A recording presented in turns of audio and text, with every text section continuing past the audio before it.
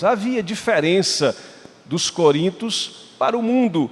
O que Paulo estava tentando dizer para eles é que eles precisavam não deixar que o mundo viesse então a trazer alguma conformação para a vida deles. Muitas pessoas pensam que o que Deus vai revelar para quem ama a Ele são coisas para o futuro, lá no céu. Não, também é, mas é também para agora, porque lá no verso 10 diz assim: mas Deus já revelou, não é revelará. Preste atenção. Essas coisas profundas e misteriosas que estão orbitando no coração de Deus e que só o Espírito Santo nos revela, sabedoria humana não alcança, não é uma coisa que Deus vai revelar lá na frente. Paulo diz que já foi revelado, já revelou.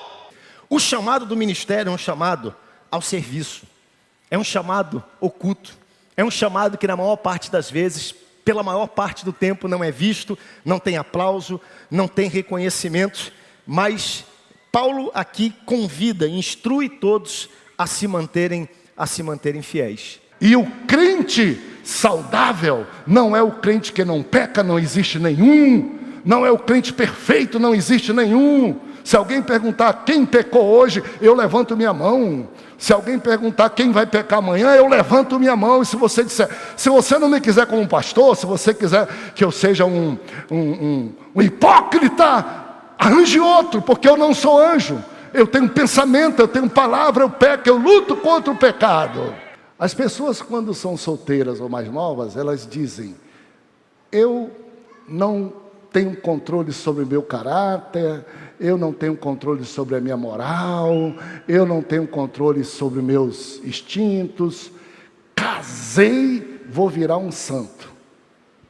Vou atender os meus instintos e morrer o meu problema. Paulo diz exatamente o contrário disso. Quem é casado, esteja no casamento, invista no casamento, faça tudo e não se separe. Quem é solteiro, invista nisso, tenha os cuidados possíveis e seja feliz para todo sempre. Se alguém disser para vocês, ó, essa carne foi sacrificada a ídolos, não comam. Agora detalhe, não é porque aquela carne vai fazer mal, mas é por causa da consciência do próximo, porque um próximo pode olhar você, e ele vai olhar você e vai dizer: mas pera lá, ele não é crente? Como é que funciona? Ok? Só que o problema é que eles abusavam, não só queriam comer da carne, mas agora frequentar ambientes e cerimônias onde esse alimento era servido, e aí era outra coisa. Porque a liberdade de Paulo de dizer: eu agradeço, é justo, é honroso, é maravilhoso, mas eu decido abrir mão de todas essas coisas para pregar o evangelho com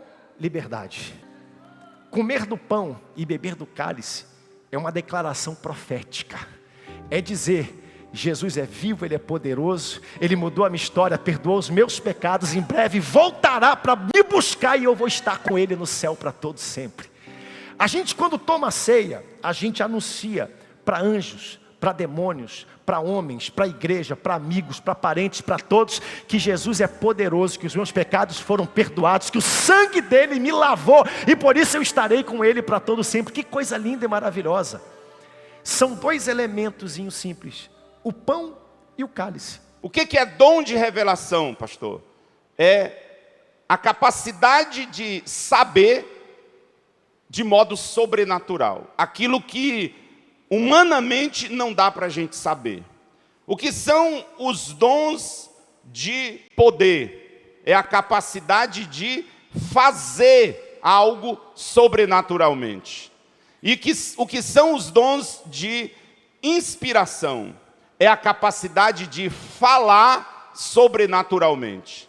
Então vejam que isso está entrelaçado com a própria natureza divina. A gente sabe que Deus é onipotente, Deus é onisciente, Deus está no meio do seu povo. E o que são dons, então, assim, bem resumido, para depois a gente ver cada um nessa manhã. É a manifestação de Deus no meio do seu povo. Seguimos percorrendo nossa trajetória de estudos pela Palavra de Deus. Este trimestre, nossos estudos são baseados no livro de 1 Coríntios. No próximo domingo, estudaremos o capítulo 13 da primeira carta aos Coríntios, Amor, Caminho Excelente. E você não pode ficar de fora. E a Bíblia diz: pode seu pai e sua mãe te abandonar, eu não abandono você. Então a Bíblia aqui está falando de um amor que não acaba. E o amor que não acaba é o amor de Deus. E o amor de Deus é interessante para nós, porque a Bíblia diz que o amor de Deus está derramado em nosso coração pelo Espírito Santo que nos foi dado e nos foi otorgado. É no próximo domingo.